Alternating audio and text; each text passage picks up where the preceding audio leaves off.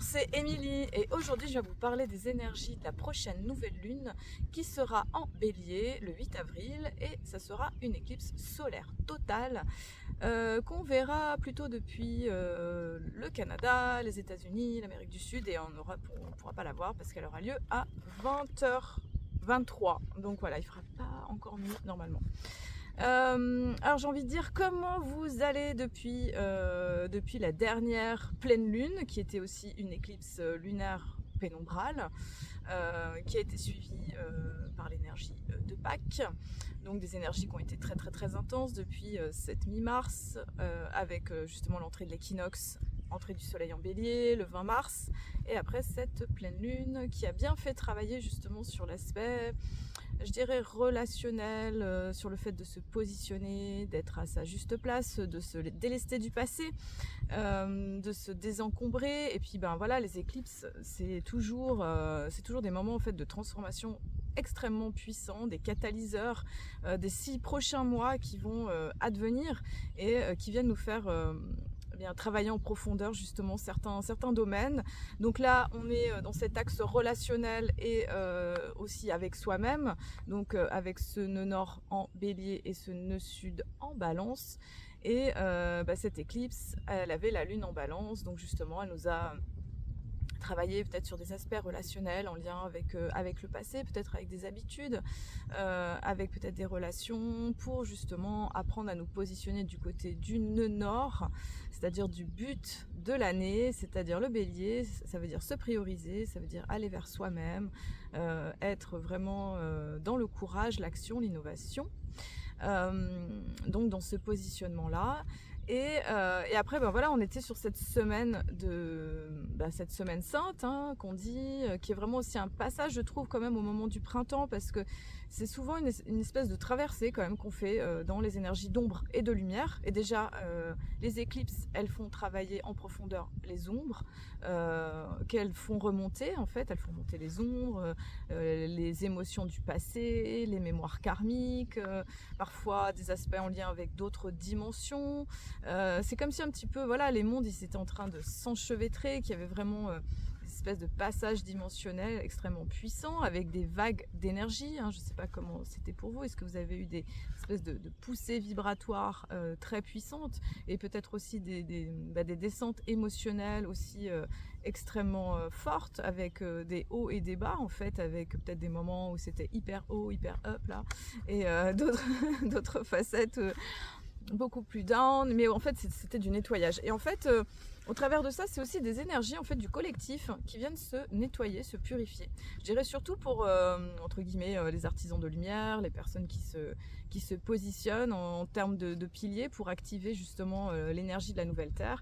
Et bien parfois il y a des choses, oui, qui nous appartiennent, et puis des fois, ben oui, ça appartient aussi au collectif en fait, qui a besoin aussi de se nettoyer, de se délester, de monter en vibration en fait, parce que ce qui se passe c'est des poussées vibratoires pour justement nous aider à incarner les nouvelles fréquences en fait dans la matière, sur la terre, dans la densité matérielle, de faire vraiment un pont, un mariage en fait entre ces deux, entre ces dimensions en fait, entre ce côté, je dirais, plus subtil et des côtés justement beaucoup plus incarnés pour amener ces codes de lumière, ces descentes de lumière vraiment dans la terre. Alors la terre, elle fait ses poussées vibratoires.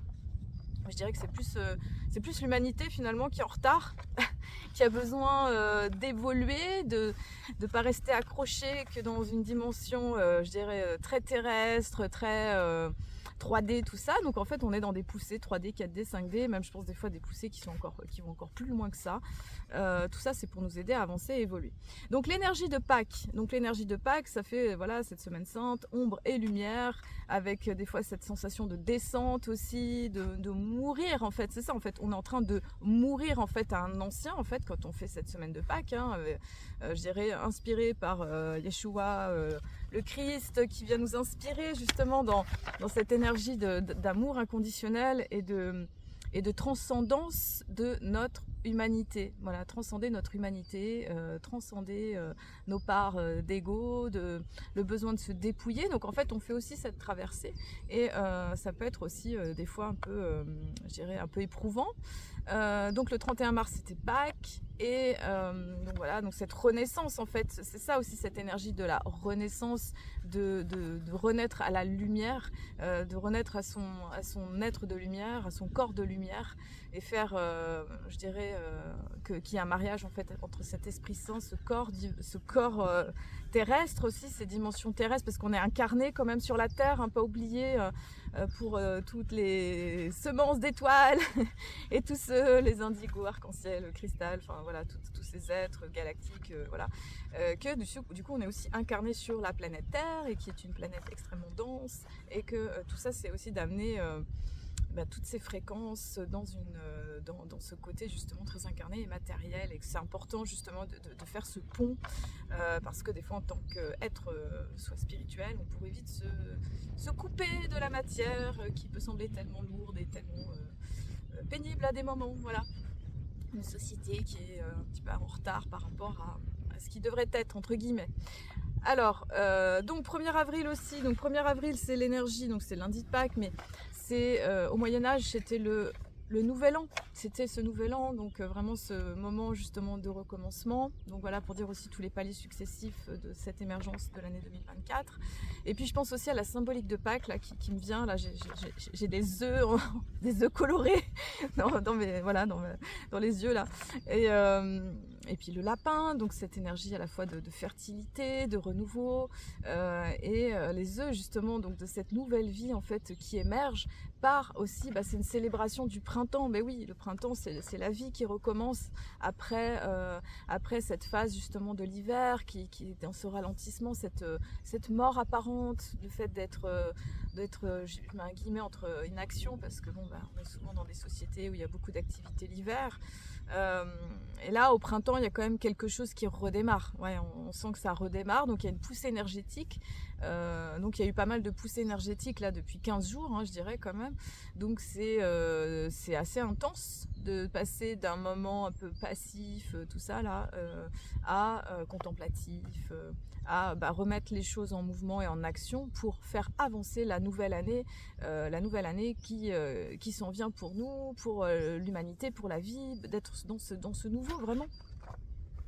Et c'est vrai que ce mois d'avril aussi, donc toute cette période fin mars-avril constitue les moments les plus importants de cette année 2024. Donc ensuite nous avons aujourd'hui, là c'est le 4-4, donc certains parlent du portail, des chiffres en numérologie, donc c'est vrai que le 4, c'est un chiffre qui nous invite à la concrétisation, hein, les 4 éléments, c'est le cube, enfin c'est le carré on va dire plutôt, hein, le carré qui est dans cet aspect matériel, donc c'est comment je concrétise en action le nouveau dans ma vie, comment je passe à l'action du nouveau, voilà. Donc renouveau, prise de décision, prise de conscience, après toutes ces vagues émotionnelles qui ont pu peut-être être là pour certains, cette énergie de transformation, et là du coup c'est comment je commence à incarner cette nouveauté qui apparaît avec cette énergie du printemps. Alors on arrive le 8 avril. 8 avril, donc c'est cette énergie de la nouvelle lune, éclipse solaire totale, nouvelle lune, renouveau, hein, c'est un nouveau cycle de lune. La nouvelle lune c'est comme une graine qu'on plante dans la terre, et c'est un recommencement. La pleine lune, c'est l'apogée d'un cycle, et la nouvelle lune, c'est un nouveau cycle qui redémarre à chaque fois. Donc ça, je vous redis, hein, de 29 jours environ, 28-29 jours.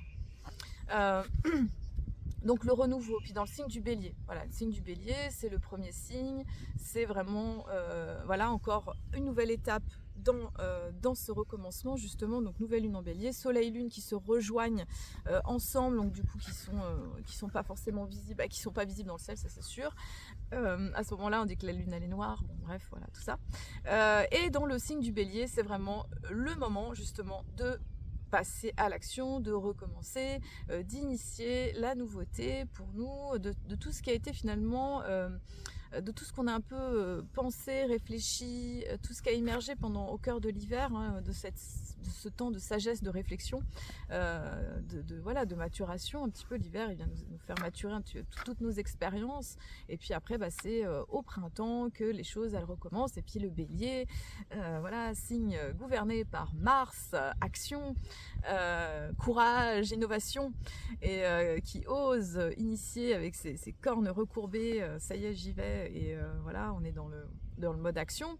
Alors après c'est vrai que pour l'instant, Mars, elle se trouve dans le signe des Poissons, qui n'est pas la meilleure position pour Mars. Donc c'est une action qui est plus intuitive, inspirée, qui suit le flot du courant. Là, je suis au bord de l'étang, il y a un courant qui passe. Et ben, c'est plutôt suivre ce courant plutôt que de remonter dans l'autre sens. Et puis voilà, accompagner le mouvement qui est là. Alors, donc Soleil Lune en Bélier, et oui, et puis une grande conjonction, je m'emballe, c'est Chiron, Chiron qui se trouve conjointe, exact, avec le Soleil et la Lune en Bélier. Donc on a une éclipse solaire, donc c'est extrêmement puissant, donc deuxième volet donc de ce moment des éclipses. Alors, petite parenthèse, souvent il y a toujours une éclipse qui est un peu plus intense que l'autre, qu'on ressent plus intensément, et ça c'est hyper variable selon notre thème astral. Si vous avez des planètes qui tombent sur les planètes en fait, donc là on est à peu près à 19-20 degrés du Bélier. Pour la pleine lune précédente, on était à peu près à 5 degrés de la balance Bélier. Donc si vous avez des planètes, si vous êtes aussi au niveau Cancer, Capricorne, ascendant, Soleil, Lune, même des points fictifs, bref, du thème astral, c'est-à-dire Soleil, milieu du ciel, ascendant, descendant, fond du ciel, nœud nord, nœud sud, bref, tout ça en fait, vous pouvez sentir plus fortement les énergies des éclipses, qui sont quand même des points très très importants de l'année.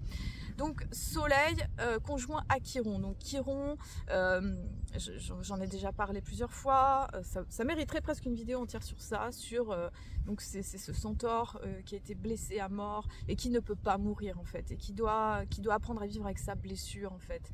Et en fait cet astéroïde nous fait cheminer en fait vers cette guérison en fait de ce qui est blessé à l'intérieur de nous, de ce qui est touché, que ce soit sur un plan physique, mental, émotionnel ou spirituel. Voilà. Donc qu'est-ce qui a été blessé? Donc on est dans l'énergie du Bélier actuellement. C'est vraiment une énergie qui est en lien avec nous, notre identité, notre affirmation personnelle, de savoir qui l'on est.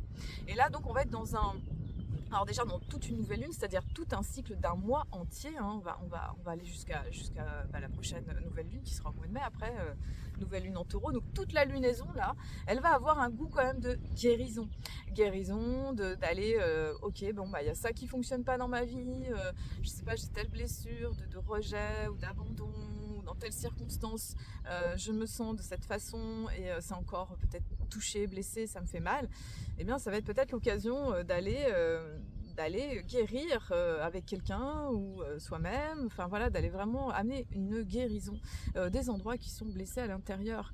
Et comme c'est avec le soleil et la lune, on est quand même dans des aspects qui sont profonds, qui peuvent être en lien avec le passé, qui demandent justement de guérir ce qui a besoin d'être pour oser être qui l'on est, pour s'affirmer, pour oser être pleinement son identité, pour être vraiment, pour émerger dans un être nouveau, dans cet humain nouveau, dans cet humain qui est debout en fait, humain, femme, homme, enfin voilà, qui est être debout, qui est aligné sur cette terre et qui prend sa place au-delà en fait des illusions de la société, de la matrice, et d'oser en fait être pleinement soi-même, dans son chemin de vie, d'incarner vraiment l'être que l'on est, au-delà des conforts et des certitudes. Donc autant dire que c'est une éclipse qui va être puissante, parce qu'elle va quand même travailler à tout ça. Et comme le nœud nord, le but il est pas loin de tout ça, donc le nœud nord il nous dit bah oui mais alors là c'est le moment, allez on y va, go quoi. C'est le moment d'initier, c'est le moment d'incarner, c'est le moment de foncer, c'est le moment justement d'être qui tu es véritablement. Et si il y a des choses à couper au niveau peut-être relationnel ou des compromis dans lesquels tu t'es mis, et ben ça va être important justement de pouvoir couper des liens, couper ce qui n'a plus lieu d'être. Alors ça veut pas dire qu'il faut pas être en relation, alors ça vraiment je le dis parce qu'on a un petit peu de tout. Il y a des gens qui sont encore ensemble depuis très longtemps, il y a des gens aussi qui se séparent, qui sont ensemble depuis déjà des décennies, on a des gens qui se rencontrent aussi. Je dirais qu'il y a un peu de tout. Ça veut pas dire qu'il faut se fermer, mais c'est important de se prioriser quoi qu'il se passe et de ne pas oublier qu'on fait son chemin déjà aussi pour soi, d'apprendre à s'aimer soi-même, de s'occuper de ses propres besoins. Et en même temps, il peut aussi y avoir des circonstances relationnelles qui peuvent être importantes. On a une des lunes noires qui commence à rentrer dans l'énergie de la balance, la lune Lilith vraie, on en a 3. Donc elle commence un petit peu à rentrer dans la balance, ça sera plus tard au mois de juillet qu'elle va rentrer. Donc il y a cette énergie aussi quand même, je pense qu'il y a des personnes qui sont censées aussi quand même se retrouver pour pouvoir cheminer et œuvrer ensemble pour la nouvelle terre, parce qu'il y a besoin de ces énergies-là. Je pense on a eu la Pâques, Jésus, Marie-Madeleine, alors flamme jumelle ou pas flamme jumelle, mais en tout cas ces couples sacrés qui ont œuvré ensemble, qui se sont soutenus. Mais pour se soutenir déjà à deux, il faut déjà être bien chez soi, donc bien en complétude dans son énergie féminine et masculine, féminine, d'être dans cette unité à l'intérieur de soi. Et c'est vrai qu'il y a tout un parcours en fait qui se fait pour ça justement, d'aller guérir les endroits où peut-être on peut être encore en compensation relationnelle. Donc voilà, donc ça c'est un petit peu le programme de cette nouvelle lune et de cette période en fait qui est particulièrement intense. Donc on a aussi une autre planète donc Mercure, qui est dans le signe du Bélier, qui était à la fin un petit peu du Bélier jusqu'à 26-27 degrés et qui depuis le 1er avril en fin de journée jusqu'au 25 avril, elle rétrograde.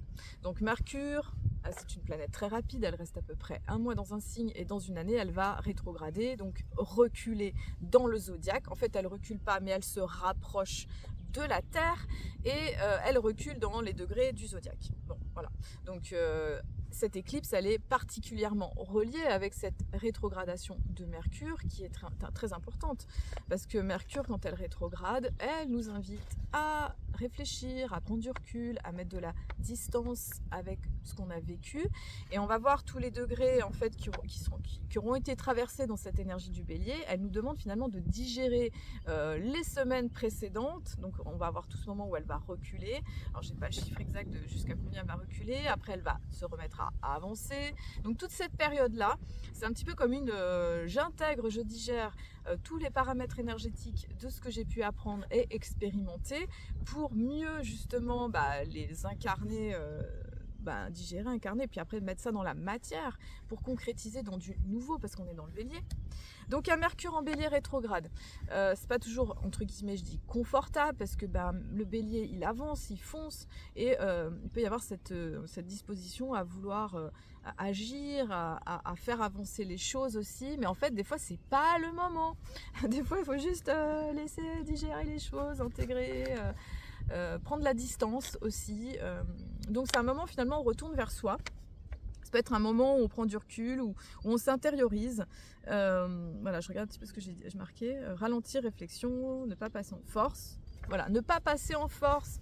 Si on sent le courant là, de l'eau là, si on sent que le courant c'est pas là, on n'y va pas. Enfin, je veux dire, on prend le temps. On prend le temps de réfléchir, et encore une fois selon où se trouve cette planète dans votre thème astral. Donc si vous avez des planètes à la fin du Bélier, de voir justement alors qu'est-ce que ça m'invite à intégrer, réfléchir et paramétrer. Donc cette nouvelle lune éclipse chironienne, et en même temps avec un Mercure rétrograde, il y a une espèce de réflexion de fond qui se fait pour un positionnement juste, mais pour ça demande à la fois de sentir depuis le dedans pour pouvoir mieux agir après depuis l'extérieur. Donc voilà, donc c'est un petit peu à la fois le Bélier, le recommencement, mais en même temps on se déleste de l'ancien pour avancer d'une façon plus juste et plus alignée finalement avec ce qui est. Alors on a eu aussi, je dis on a eu parce que voilà, Vénus qui était conjointe à Neptune. Donc ça c'était le 3 avril. Vénus en poisson. Conjointe à Neptune en poisson. Donc alors là, les deux, là c'est l'exaltation totale dans l'énergie. Vénus en poisson, l'exalter, c'est-à-dire que y a une dimension d'amour inconditionnel, spirituel, d'inspiration aussi artistique, créative, qui sublime en fait, qui sublime finalement les affres du quotidien et du côté parfois âpre du côté terrestre. Cette Vénus conjointe à Neptune, donc en plus Neptune c'est l'octave supérieure de Vénus, c'est une dimension d'amour inconditionnel et d'inspiration divine, de guérison et de créativité particulièrement inspirée quand même. Hein. Donc Vénus-Neptune, elle peut donner justement beaucoup d'inspiration. Oui, c'est vrai que ça donne une inspiration, c'est peut-être un moment où vous avez des réponses qui viennent, une intuition qui est particulièrement développée. Vénus-Neptune, elle place l'amour à un niveau presque supérieur, un niveau inconditionnel, ça vient toucher vraiment des dimensions de l'ordre de la grâce, de toucher la grâce divine à des moments, vraiment, d'ouverture du cœur qui peut être extrêmement forte et puissante.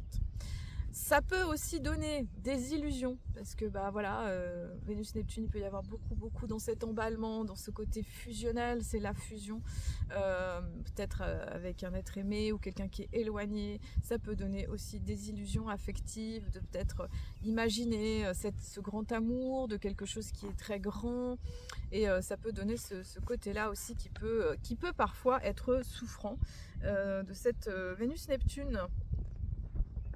Amour total et fasciné par l'aura de mystère, du divin, des personnes spirituelles ou artistes, du mage, du côté... voilà, donc ça donne un petit peu ce côté-là. Ça peut donner aussi beaucoup de douceur, je dirais. Ce qui est bien, c'est de la douceur. Moi, je dis... voilà, c'est rigolo parce que j'ai vu des biches. L'autre jour, j'en ai vu même 2 fois dans la même journée. 2 fois 2, en plus, c'était rigolo. Et la médecine de la biche, c'est la douceur, de se donner de la douceur. Voilà, donc ça agit quelques jours avant, déjà depuis un peu fin mars. Et puis jusqu'à peu près 5-6 avril. Et après, on a une Vénus le 6 avril qui passe dans le signe du Bélier. C'est pas la même, la Vénus en Bélier. Elle y va, elle est active, elle est concrète, elle écoute ses élans, elle est passionnée. Elle avance dans le sens de ce qui est important pour elle et elle passe à l'action. Elle est moins contemplative, elle est moins dans une dimension affective intérieure, mais elle est plus dans j'acte, j'ai besoin d'avancer, j'écoute ma passion et tout ça. Voilà. Alors, autre aspect qui est important au moment de cette nouvelle lune, c'est Mars en poisson. Donc, on a aussi beaucoup de poissons dans cette carte du ciel quand même. Mars qui est en poisson, conjointe à Saturne. Donc tout ça, c'est un aspect qui serait exact plutôt autour du 9 avril, mais on va dire quelques jours avant, donc je dirais autour du 4 jusqu'à peu près mi-avril. Donc Mars c'est l'action, Saturne c'est le frein, hein, donc c'est un aspect qui nous parle à la fois d'une envie d'avancer, de faire bouger les choses, puis en même temps Saturne qui structure, elle dit attends, on va y aller doucement, tranquille, patience, donc ça invite encore une fois à de la patience. Hein, donc je vous ai dit, on est dans la saison du Bélier qui a envie d'avancer, mais on a quand même un Mercure rétro, on a un Mars-Saturne qui dit ok, donc là il n'y a pas de souci, c'est la nouvelle année, les choses elles recommencent. Par contre, doucement, tranquille, un pas après l'autre, discernement, intégration, sagesse, structure, fais-toi un plan de ce que tu veux faire, organise. Enfin, il y a un petit côté comme ça très concret en même temps qui fait du bien. Alors après, on est dans des énergies poissons. Hein. Le poisson, c'est pas le signe le plus concret du zodiaque, on va dire quand même. Ouais, c'est pas le plus concret. Donc il y a quand même ce besoin de structure, de discipline. Hein. Ça parle de discipline aussi, hein. Se discipliner, de faire les choses aussi pour soi. Hein. Je regarde ce que j'ai marqué. Sensation de frein dans l'action, de la joie au spleen aussi, hein, parce que ça c'est très poisson, on peut passer des énergies de joie aux énergies de spleen. Savoir mettre des limites, des fois entre soit entre soi et les autres, soit dans les circonstances, soi-même se dire ok là stop, je m'arrête, je m'autodiscipline quoi, endurance, courage, mais aussi timidité, inhibition et blocage. Donc en fait on est dans cette énergie qui souhaite avancer, en même temps encore une fois là comme le courant de l'eau, eh bien rester dans la fluidité, dans le flot du courant de la vie, et sentir en fait, parce qu'il y a des rythmes en fait, il y a des rythmes justes en fait, et sentir est-ce que c'est le rythme juste. Et comme on est dans des énergies poissons, c'est des énergies qui sont extrêmement intuitives, qui perçoivent, qui reçoivent, qui sont dans la réceptivité. Donc en fait c'est de ressentir est-ce que c'est juste. Donc on est dans le bélier, actif, feu, action, tout ça. Et en même temps, on se connecte avec notre énergie poisson qui demande, bah voilà, est-ce que c'est ça, est-ce que le vent, il est dans ce mouvement-là, un petit peu comme dans la navigation ou quand on fait du surf, tout ça, est-ce que, je sais pas, du kitesurf, j'en ai jamais fait, mais voilà, est-ce que le vent, il est dans la bonne direction, est-ce que ça m'emmène là où je veux aller, ou alors non, je me laisse flotter, j'arrête de me débattre, d'être dans une volonté. Donc c'est aussi ça, ce Mars-Saturne, qui peut sembler aussi parfois inconfortable. Ensuite, nous avons Mercure qui est toujours carré avec Pluton, qui peut induire parfois de la morosité parce que un peu un côté qui peut broyer du noir, qui va avoir tendance à creuser, à aller toujours un peu plus en profondeur, mais qui des fois va déterrer des trucs comme ça, mais on se dit mais c'est pas le moment de faire ça, ou alors ça sert à rien et ça demande justement de mettre de la fluidité dans le mental, de laisser un petit peu les choses se décanter, de pas forcément sortir tous les dossiers qui sont pénibles émotionnellement tout d'un coup, je sais pas comment dire, de s'angoisser tout seul, hein, d'avoir des pensées, des espèces de pensées négatives, donc ça va demander d'avoir du flow, et en même temps il peut y avoir aussi une capacité à voir les choses, hein, de voir les choses en profondeur, de voir les choses cachées, et c'est ça aussi, je dirais Mercure rétro, c'est aller dans les interstices de la vie, dans les espaces creux, pour voir un peu les choses cachées, les choses qu'on veut des fois pas voir, que ce soit sur soi ou sur les autres, pour avoir cette espèce de vision. Finalement, l'idée ça va être d'avoir cette vision en profondeur, sans forcément se laisser démonter par peut-être ce qu'on va voir ou ce qu'on va trouver, parce que des fois on peut voir de la noirceur, et saison des éclipses, oui, voilà, il y a tout ça qui ressort, de soi, des autres, de voir forcément voilà, des choses qui sont pas toujours très belles à voir, et en même temps de garder une forme de distance ou de savoir se préserver face à ce qui peut remonter aussi. Voilà, sinon on a Mars-Saturne qui est qui fait un sextile avec Uranus et Jupiter, donc on est poussé vers finalement de la nouveauté, mais c'est une nouveauté qui demande à être ressentie et inspirée, et on va avoir l'aspect majeur de l'année 2024 qui est Uranus et Jupiter qui se placent dans le signe du Taureau à 21 degrés, ça sera autour du 20-21 avril, j'en reparlerai aussi dans la prochaine vidéo de la pleine lune. Donc c'est un aspect majeur on a chaque année un aspect majeur qui va un petit peu booster notre année, qui va donner une composante importante dans sa couleur et sa tonalité. Uranus, Jupiter, donc Uranus c'est la foudre, c'est l'éveil, c'est vraiment l'esprit tonnerre qui descend, tac, c'est comme ça amène la nouveauté, le besoin d'innover, de bouger, de faire bouger les choses. Donc là elle est en Taureau depuis 2018, ça fait déjà un moment, elle reste longtemps dans un signe, environ 7 ans, donc dans le Taureau elle est pas super méga confortable, parce que le Taureau aime bien le confort, les choses qui bougent pas, et Uranus au contraire, faut que ça bouge quoi, faut que ça avance et tout, donc un côté imprévisible et innovateur. Donc en tout cas ça nous demande de bouger par rapport à notre façon de vivre l'incarnation sur la Terre, que ce soit dans notre corps, matière, chair, la conception en lien avec l'argent, l'écologie, le lien avec la Terre, tout simplement de sentir que Mère Terre, Gaïa, Pachamama, c'est un être vivant, enfin tout ça, cette connexion avec la Terre que les Occidentaux quelque part ils ont perdu. Ils se sont coupés de l'énergie de la Terre, là de se connecter avec les peuples premiers qui eux sont en connexion avec la Mère Terre vraiment. Et Jupiter donc qui est en Taureau, donc là elle est bien en Taureau, donc il y a un aspect un peu plus lié au confort, à la nature, tout ça. Donc Jupiter elle va expanser les énergies d'évolution, d'éveil, d'innovation d'Uranus. Uranus ça va un peu mener le bal parce qu'elle est très puissante, elle est électrique. Jupiter aussi, hein, c'est quand même le dieu du ciel, c'est quand même la planète la plus grosse du système solaire, elle amplifie tout, elle expanse tout, donc elle va expanser cette énergie de Jupiter et Uranus qui demande de se placer au bon endroit, de se placer à l'endroit juste, entre guillemets. Alors, il n'y a pas un bon et un mauvais endroit, mais je pense que c'est un appel, finalement, à écouter là où on doit être et d'écouter où on doit se placer ici et maintenant, en fait, travailleurs de lumière, tout ça, pour aider dans cette nouvelle évolution. Alors si Uranus-Jupiter touche aussi des planètes personnelles de votre thème, si vous êtes la fin du taureau, bah oui, ça bouge beaucoup aussi pour les gens qui ont des planètes en taureau, ça c'est sûr. Lune, Vénus, Soleil, ascendant, tout ça, descendant, enfin tout ça, nœud sud, nœud nord, ça bouge. Mais ça bouge pour tout le monde. Et c'est intéressant aussi de voir dans quelle maison de votre thème astral ça vient toucher, parce que ça va impacter ce domaine-là pour aider justement à transformer et à innover. Voilà. Donc cet aspect, il est quand même là depuis mi-mars, de mi-mars jusqu'à peu près fin avril. C'est quand même quelque chose qui dure dans le temps, parce que c'est quand même assez puissant. Et cette éclipse, on va dire qu'elle borde et elle accompagne cette énergie-là. Voilà, je crois que j'ai fait le tour de cette vidéo.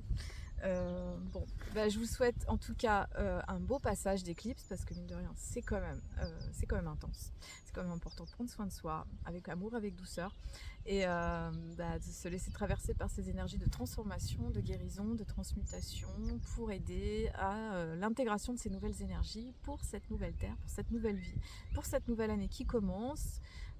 Qui continue d'émerger, dragon de bois, année 8, attention année 8 aussi, c'est l'année on récolte ce qu'on sème, c'est une année un peu karmique quand même, c'est-à-dire oui, on a un peu la conséquence de nos actes, et puis ça demande aussi équilibre de la matière et de l'esprit. Belle journée et belle nouvelle lune à vous. Je vous dis à très bientôt. Posez vos intentions de guérison, de ce que vous souhaitez voir émerger dans votre vie, parce que je pense que ça va pulser. Allez, à très bientôt.